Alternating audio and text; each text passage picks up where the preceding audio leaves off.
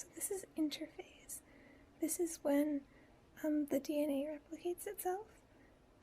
So there are the centrioles and the nuclear envelope with the chromatin.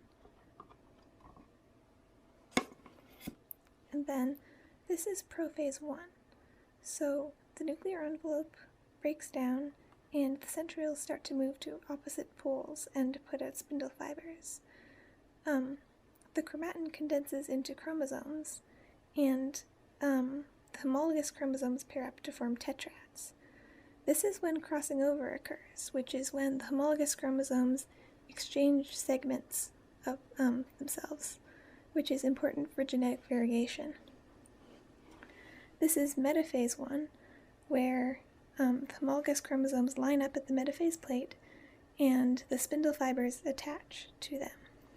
And then in anaphase 1, the spindle fibers shorten and the homologous chromosomes are pulled apart. And then in telophase 1 and cytokinesis, the cytoplasm starts to divide into, so you can see the cleavage furrow. The spindle fibers break down and the nuclear envelope begins to reform.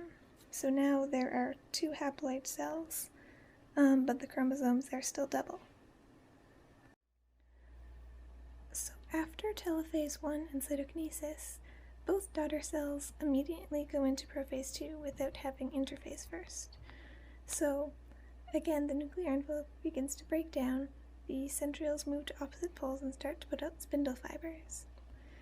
And then in metaphase 2, the sister chromatids line up at the metaphase plate and the spindle fibers attach to the centromeres.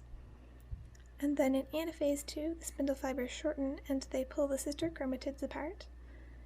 And in telophase 2 and cytokinesis, again the cytoplasm begins to divide in 2 and we can see the cleavage furrow.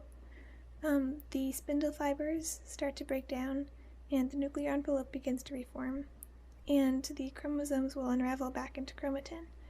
And now we have 4 genetically unique cells.